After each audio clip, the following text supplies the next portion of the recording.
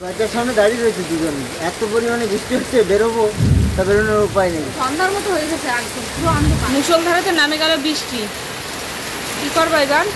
আকাশে মেঘের অবস্থা দেখো, শুষ্নি শাকে ভরা। মা কি গো, এই দেখো ধানের গাছের গোড়ার মধ্যে লুকিয়ে আছে, যদিও আমার পিছন পিছন গিয়ে ডিস্টার্ব করা ঠিক হচ্ছে না। নমস্কার বন্ধুরা, সবাইকে স্বাগত জানাই সুন্দরবন কিচেনের আরও একটি নতুন ভিডিওতে। আমন ধানের চাষ করেছি এবছর 3 বিঘা জমিতে। এই চাপান সার দেবো, সার এনে রেখেছি, 2 দিন মতো হয়েছে, কিন্তু বৃষ্টির যা অবস্থা আর মেঘের অবস্থা, 2 দিন ধরেই বৃষ্টি হচ্ছে বলে আর সার দেওয়া হয়নি। আজকে তো ফাইনাল দেবো ভাবছিলাম, তাও আজকে সকাল দিয়ে দেখি বৃষ্টি হচ্ছে হালকা হালকা। সকালে গিয়ে আগে সার দেবো, তারপরে সে রান্নাবান্না করবো ইচ্ছা ছিল, কিন্তু মেঘের যা অবস্থা সার দেওয়া হবে না। আগে রান্না টান্না করে নিই, যদি বেলার দিকে একটু পরিষ্কার হয় ওয়েদার, তবেই গিয়ে সার ছড়ানো হবে জমিতে, আর না হলে এমনি জমি থেকে ঘুরে আসবো। দেখবেন ধান মোটামুটি 18-22 দিন মতো হয়ে গেছে না, 18-22 দিন মতো হয়েছে লাগানো। তাহলে বাবা অল্প করে 500 মাছ এনে দিয়েছিল বাজার দিয়ে, সেইগুলো এখন কেটে কুটে রান্না করো। তারপরে যদি দেখি যে শুকিয়েছে ধানের মানে পাতার গায়ের জল, তারপরে যাবে সার ছড়াতে। আগে রান্নাটা করে নিই, তাহলে আমারও একটু সুবিধা হবে।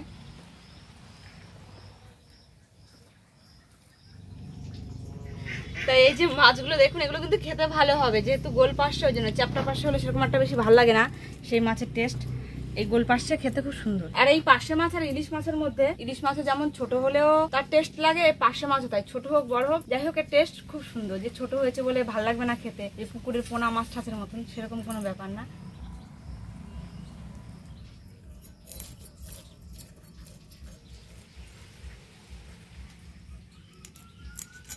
এখন হচ্ছে পুরোপুরি মরা কোঠাল চলছে। মরা কোঠালের সময় আমাদের এদিকে একদমই ভালো মাছ পাওয়া যায় না, কোন ভাগ্যক্রমে এই কটা পার্শে মাছ পাওয়া গেছে। ঘেরের পাশে নাকি গো মনে হয় ঘেরের পাশে তো তারা বিশাল টেস্ট তার। নদীর পাশে, নদীর মাছ তো এমনি বেশিরভাগ সবই ভালো, কিন্তু নদীর পায়রা মাছ আর ঘেরের পায়রা মাছের মধ্যে বিশাল তফাৎ। ভীষণ টেস্টি হয় ঘেরের পায়রা আর কি, নদীর পায়রা মাছ একদমই ভালো লাগে না। কিন্তু পার্শে মাছ যে ভালো লাগে না নদীরটা তা না, ভালো লাগে, কিন্তু ঘেরের পাশে হেভি টেস্ট। পার্শে মাছ আর ভাঙান মাছ কিন্তু খানিকটা একই রকম দেখতে, দেখলে যারা চেনে তারাই পার্থক্য বুঝতে পারবে, আর যারা চেনে না তারা এমনি সাধারণত পার্থক্য বুঝতে পারবে না। ভাঙান মাছের বাচ্চা দেখলে মনে হয় পার্শে মাছগুলো।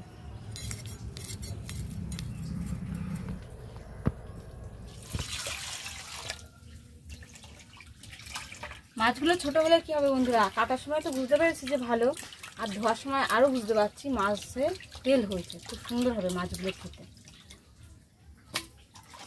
আর পার্শে মাছ গরম জল টল দিয়ে ধোয়ার কোনো ব্যাপার নেই, ভালো করে একটু কলের জল দিয়ে ধুয়ে নিলে হয়ে যাবে।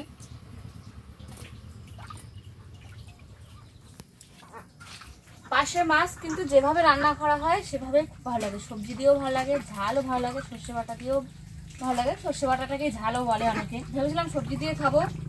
সবজি যেগুলো রয়েছে, এই এক পাতে সবজি অল্প একটু রয়েছে ঘরে, ওই এক পাতে সবজি অল্প একটু রয়েছে, যেহেতু হাটও আবার এসে গেছে আজকে বিকেলবেলায় হাট, ওই জন্য আর ঘরে যে কোনো এক পদে সবজি দিয়ে রান্না করবো সেরকমও হচ্ছে না, তাই সর্ষে বাটা দিয়ে রান্না করবো। শিলটিলগুলো ভালো করে ধুয়ে নিই, আগে মশলাটা বাটতে হবে, না হলে মাছটা একদম কড়া ভাজবো না, হালকা ভাজবো, যার কারণে মাছ ভাজা হয়ে যাবে, তারপরে উনুন বসে থাকবে। এই জন্য একবারে গুছিয়ে নিয়ে উনুন ধরাবো। মশলা শিলের উপর গুছিয়ে নিয়েছি, সর্ষে নিয়েছি আর কাঁচা জিরে নিয়েছি। এই জিরে আর সর্ষে বাটা দেবো, আর তার সঙ্গে দেবো কাঁচা লঙ্কা বাটা। কাঁচা লঙ্কা আজকে ঘরের পাশ থেকেই তুলবো। এই দেখুন লঙ্কা গাছটা এই পাশে কি সুন্দর লঙ্কা হয়েছে। এই ডালটায় কত লঙ্কা, এই ডালটায় প্রত্যেকটা ডালে বেশ ভালো লঙ্কা হয়েছে। ফেলানো গাছ ছিল তো টবের মধ্যে বসিয়ে দিয়েছিল, যত্ন করে লাগালে তখন ভালো হয় না, অযত্নের জিনিস দিয়ে কি ভালো হয়। এই কটা লঙ্কা নিয়েছি, সরু সরু কাঁচা লঙ্কা, একদম দারুণ ঝাল, এতেই হয়ে যাবে।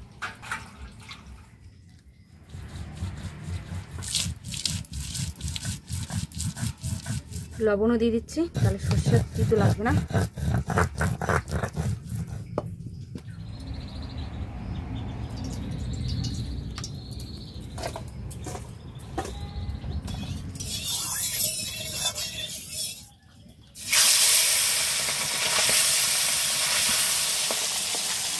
সর্ষে বাটা করবো তো, তাই মাছগুলো একদম হালকা করে ভাজবো। সর্ষে বাটা করার জন্য মাছ বেশি কড়া করে ভাজা লাগে না, মোটামুটি 2 পাশ হালকা হালকা করে ভেজে নিয়েছি, তুলে নিচ্ছি।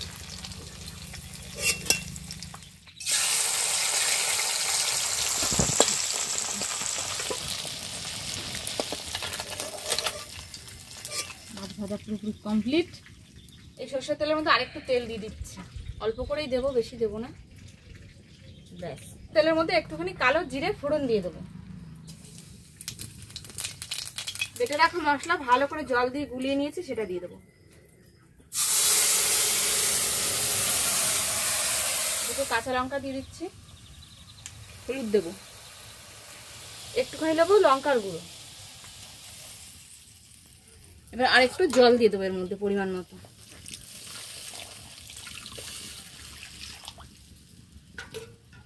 টকবক করে ফুটলে হয়ে যাবে।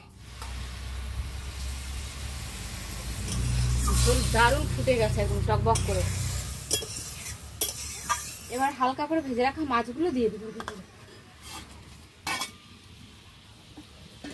আমাকে আজকে রান্নার আগে বলেই দিয়েছে যে একটু হালকা ঝোল রাখবে, পাতলা ঝোল, তাই দিয়ে ভাত খাবো। আমি ঠিক আছে তাই হবে। মাছগুলো দিয়ে মিনিট খানেক ফুটিয়ে নিয়েছি। এবার একটুখানি কাঁচা সর্ষের তেল দেবো এর মধ্যে।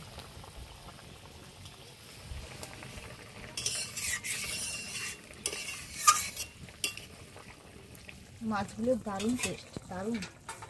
কি করে বুঝলে? ওই যে ক্যামেরার পাশে যে আছে সে খেলো, আর আমি তাকিয়ে তাকিয়ে দেখে বুঝলাম।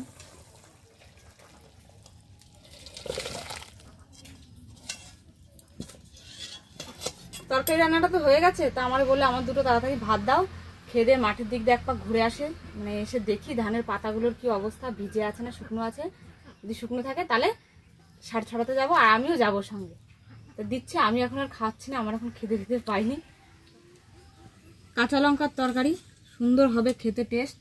রং হয়তো গুঁড়ো লঙ্কা দিয়ে রান্না করলে বা শুকনো লঙ্কা দিয়ে রান্না করলে যেমন হয় তেমন হয়, কিন্তু খেতে কিন্তু দারুণ টেস্ট হবে। আর দিনা মাছ বললাম, মাছগুলো সত্যি দারুণ টেস্ট, তাই খুব সুন্দর মাছ, ছোট ছোট কিন্তু এত সুন্দর টেস্টি।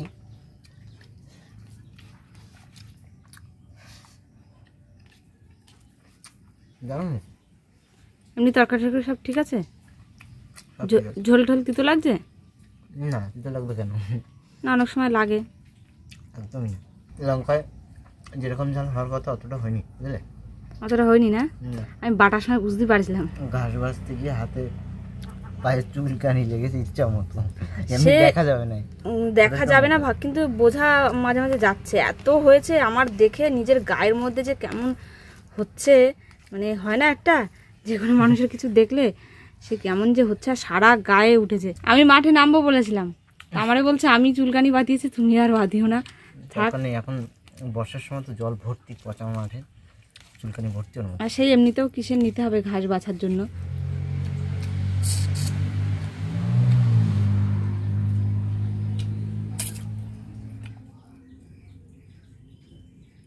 মাছের কাটাটার ওর ঝামেলা খুব কম।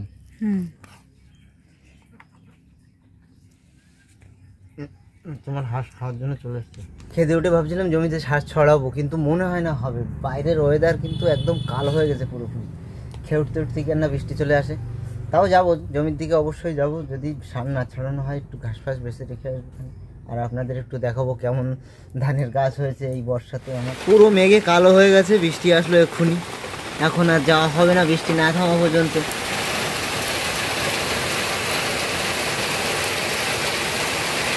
মুষলধারাতে নামে গেল বৃষ্টি, কি করবো এবার? চলো মাথায় প্লাস্টিক বেঁধে যাই, না তো ওই উপরেরটাকে জল বাঁধানো যাবে না আল না দিলে।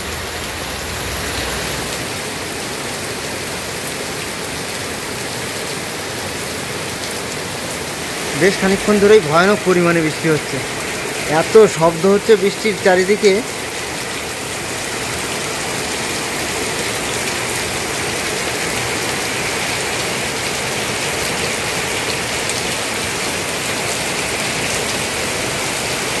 দরজার সামনে দাঁড়িয়ে রয়েছে দুজন, এত পরিমাণে বৃষ্টি হচ্ছে, বেরোবো তা বেরোনোর উপায় নেই, কি করবো তাকে জানি। এত সন্ধ্যার মতো হয়ে গেছে, একদম পুরো অন্ধকার, দেখা যাচ্ছে না চারিদিকে, এরকম পরিমাণে অন্ধকার হয়েছে।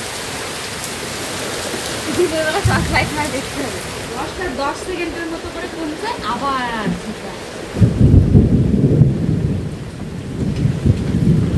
এত বিদ্যুৎ চমকাচ্ছে বন্ধুরা, কি হবে তা কে জানে।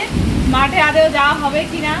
মাঠে যাবো, এক পাক যাবো, গিয়ে ওই একটা জমি আছে ওটা একটু আল বাঁধতে হবে। মানে মাঠে ও তো বলতে যেতেই হবে, আল না বাঁধলে ওই জমির জল দাঁড়াচ্ছে না, উঁচু জমি তো সরে যাচ্ছে জল, কিন্তু আপনাদের দেখাতে পারবো কিনা সেটাই হচ্ছে সমস্যা। কি বিদ্যুৎ চমকাচ্ছে, আর আমার টেনশন হচ্ছে, আমার মেয়েটার আছে স্কুলে, এখন বাড়ি ফেরেনি, আনতে যেতে পারছি না এই বর্ষা কথা। ফাইনালি এখন একটু বর্ষা কমেছে, এবার আমরা যাব। এত সময় হ্যাঁ, এত সময় বসেছিলাম, বিশাল বৃষ্টি হচ্ছে, আর তেমন হচ্ছে বিদ্যুৎও চমকাচ্ছিল। যাও কোদালটা নিয়ে আসো, চলো। বৃষ্টির পরে মেঘ এখনো কমেনি, মেঘ এখনো প্রচুর রয়েছে, মানে আরো বৃষ্টি হবে।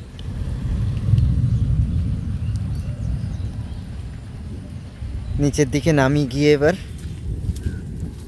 বাহ ভালোই জল হয়েছে এই বৃষ্টিটায়। এই পাশের জমিটা আজকে ঘাস বেঁচে গেছে। আমার এখনো চাপান সার দেওয়া হয়নি, চাপান সার দিয়ে তারপরে ঘাস বাছা হবে, কিন্তু বৃষ্টির জন্য তো আজকে দিতে পারলাম না, কবে দেওয়া হবে কোনো ঠিক নেই। মাঠে ধান খেতের মধ্যে কি শাপলা হয়েছে, ওটা দেখো, এখনো ফোটেনি, এসেছে শাপলা। ওই শাপলা খাওয়া যায় না, না ওগুলো খাওয়া যায়, ওগুলো মানে সেই আমরা সন্ধ্যা শাপলা বলি না, নীল নীল তাই। মাঠ পুরো সবুজ হয়ে গেছে সমস্ত মাঠ, ওই মাথার থেকে আর এই পর্যন্ত দেখুন, এই যে যেখানে চাতর করা ছিল, এই চাতরের আগে পর্যন্ত যে ধান কটা আছে এইটা হচ্ছে দুধেশ্বর, আমাদের দক্ষিণ 24 পরগনার সব থেকে সেরা ধান বা সেরা চাল যাই বলুন, দুধেশ্বর ধান। আর তারপরে ওই মাঝখানের এখান থেকে ওই পাশ পর্যন্ত আছে হচ্ছে কি বলে যেন ওটা, বঙ্গবন্ধু। বঙ্গবন্ধু মাথা পর্যন্ত যাবা, চলো। আমি যেখানে ঘাস বাছছিলাম দেখে আসি, সেখানে এই যে ফাঁকা জায়গায় পরে লাগানো হয়েছে ধান, এখানে চাতর ছিল, ওপাশে দুধেশ্বর, এই জমিটা আছে বঙ্গবন্ধু। এই জমিটা প্রচণ্ড পরিমাণে ঘাস গজিয়েছে, আর ওই মাথার জমিতে আছে আবার দুধেশ্বর বঙ্গবন্ধু, দুটো মিশানো। কি পরিমাণ ঘাস হয়েছে দেখেছো, শুশনি শাক, শুশনি শাকে ভরে গেছে। এই জমিটাও ছিল, এসব বেছে পরিষ্কার করে দিয়েছে, এদের চাপান সার মারা হয়ে গেছে। আমাদের এই বর্ষার জন্য একটু লেট হয়ে গেল, ঠিক আছে। আকাশে মেঘের অবস্থা দেখো, শুশনি শাকে ভরা মাঠ, আর এই মাঠটা আমরা কি মানে ঘাস বাছা বেঁচেছিলাম বলার মতো। আলের উপরেও ঘাস দেখো, হাঁটুর উপর পর্যন্ত করে ঘাস। কি এত যদি ঘাস হয় ধান হবে কি করে? দেখুন বন্ধুরা, একটা কি জিনিস দেখতে পেলাম মাঠে এসে। কি গো? এই দেখো, ধানের গাছের গোড়ার মধ্যে লুকিয়ে আছে।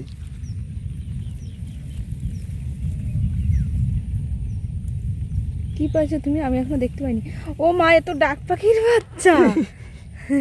দেখো, এর মা নেই? এইখানে ছিল তো, একটু আগে ঘোরাঘুরি করছিল। ছেড়ে দাও, ছেড়ে দাও। ইস কি সুন্দর দেখতে, দেখো একদম মুরগির বাচ্চার মতন। 5 গ্রাম ওজন নেই এর গায়ে। এই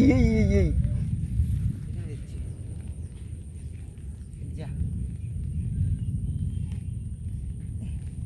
ওই দেখো, নিয়ে আসো, দাদা নিয়ে আসো।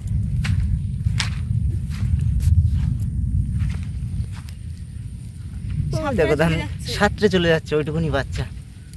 এরা আবার ডুবো দিতে পারে হেবি।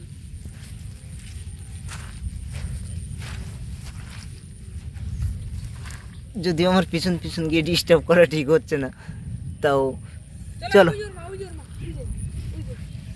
ওইটা না, না ওটা না, না ওটা ডাক পাখি না তো, ওটাই জলময়ূর না জলপিপি কি বলে তাই। চলো আমরা যে কাজে এসেছি সেটা করে যাই। এই জমিটা আমাদের এমনি বিশাল ট্যাপ, মানে জল যখন বর্ষা তখন জল আসে, বর্ষাও শেষ আর জলও শেষ, তারপর আবার ইঁদুরের গর্ত দিয়ে সারা জায়গায় অন্য অন্য জায়গায় জল চলে যাচ্ছে। সে এখন এই ইঁদুরের গর্ত বন্ধ করা হচ্ছে। আর ঘাস কি দেখুন, গাছের গোড়ায় এই এই হচ্ছে উঠছে বিশ্রী ঘাস। এইটা হচ্ছে আমরা ও আর আমি বেঁচেছিলাম, রাস্তার উপর দিয়ে দেখে মনে হচ্ছে কি বাবা, জমি তো পুরো ভরে গেছে, কি সুন্দর। ধারে আসলে বোঝা যাচ্ছে যে জমিতে কি দিয়ে ভরা। পা দিয়ে চেপে চেপে দাও। এই তো বন্ধ হয়ে গেছে। চলো তাহলে যে কাজে এসছো মেন সেখানে চলো। হ্যাঁ আমি দেখছি আরো জল কোথা দিয়ে বেরোচ্ছে। এইসব জমিগুলো খুব সুন্দর দেখাচ্ছে, এদের মানে সার ঠার দিয়ে সব ঘাস বাছা কমপ্লিট, তো ওই জন্য আমাদেরও হবে, কিন্তু সে আর হয়ে উঠছে না বর্ষার জন্য। বর্ষায় তো সার দেওয়াই যাবে না, একটু রোদ বেরোক, দেখা যাক 2-4 দিন বাদে দিই। এদেরও সব 2-1 দিন হয়েছে, সব এই পাশের জমিগুলোর খোয়ালি ঠোয়ালি করে কমপ্লিট করে দিয়ে গেছে। আমাদের না হয় 2-4-5 দিন পরে হোক, অসুবিধা নেই কোনো। দেখি এখন গিয়ে মেন কাজ হচ্ছে, ওইখানে মাঝখানে একটা আল আছে, ওই আলটা ভালো করে দেওয়া নেই, ওইটা দিতে হবে ভালো করে, না জল দেখাচ্ছে না। বন্ধুরা ও এখানে ওই আল দিচ্ছে, দিতে থাকুক। আর আমি দেখুন এইখানে যে লম্বা লম্বা ঘাস না, এইখান দিয়ে এই অল্প একটু জায়গাতেই রয়েছে, এই পর্যন্ত, এই দিক পর্যন্ত। এইগুলো একটু বসে বসে কাটতে থাকি, তাহলে ভালোভাবে একটু পরিষ্কার থাকলে ইঁদুর টিঁদুরও কম লাগে। আমি ওইখান থেকে এই পর্যন্ত এইটুখানি ঘাস কেটেছি, এই যে এইটুকু, তাও বেশ খানিকটা হবে, কিন্তু এত কষ্ট হচ্ছে বন্ধুরা কি আর বলবো। ঘাসগুলো তো এক রকমের ঘাস হলে হয়, 3-4 রকমের ঘাস, আর গোড়াগুলো এত শক্ত, কেটে কেটে তুলছি তাও যেন উঠছে না। এই যে হচ্ছে আল দিয়েছে ওই পর্যন্ত, এখন শেষ হয়নি। ওই যে দেখতে পাচ্ছেন একটা দাগ মতো, ওই যে ফাঁকা জায়গা একটু, ওই জায়গা পর্যন্ত দেবে। এখানে অ্যাকচুয়ালি বন্ধুরা আল ছিল, তা পুরানো আলে এত ইঁদুরের বাসা, তাই জন্য পুরানো আলটা এবার চাষ দেওয়ার সময় ভেঙে দিয়েছি, দিয়ে আবার নতুন আল দিয়েছি, তাহলে ইঁদুরের উপদ্রবটা একটু কমে আর কি। হয়ে এসছে প্রায়, সারা মাঠ সবুজ বন্ধুরা, দেখুন সারা মাঠ সবুজ, তার মধ্যে এইটুকু জায়গা হচ্ছে হলুদ হলুদ হয়ে রয়েছে এখনো। এটা অনেক পরে লাগানো ওই জন্য। আর এই দেখুন ধানের এইসব পাতায় পাতায় এই সব বর্ষা হয়ে গেছে, সব জল লাগানো, এই সার দিলে এই পাতাতে আটকে যাবে আর পাতাগুলো সব পচে যাবে। কমপ্লিট। এই জায়গা দেখো ধানের দুটো গোছ নেই, এই জায়গায় এই চাতরের পাতা, হ্যাঁ থাকতেও পারে। এই বড় ধানের এখান থেকে কটা গোছ তুলে নিয়ে এসে নিয়ে লাগাই দাও এই জায়গায়। ওই যারা আমাদের পাতা নিয়েছিল পরে তারাই লাগিয়ে দিয়ে গেছে, এই জায়গায় মানে মিস্টেক করে গেছে।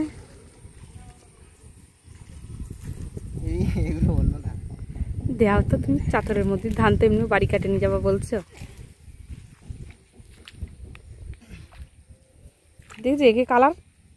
তো বন্ধুরা আজকের মতো ভিডিওটা আমরা এখানে শেষ করছি। মাঠের কাজ বাজ সম্পন্ন করা হলো, দিয়েছি, দেখা যাক মাটি কতদূর কি থাকে, জল যদি না থাকে আর এরপরে আর কিছু করার নেই আমাদের।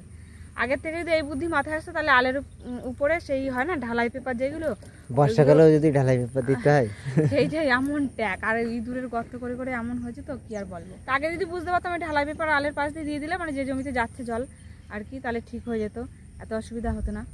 তো যাই হোক, মোটামুটি যারা তো করলাম দেখলেন আপনারা। তো আজকের এই ভিডিওটা আপনাদের কেমন লাগলো অবশ্যই কিন্তু কমেন্ট করে জানাবেন।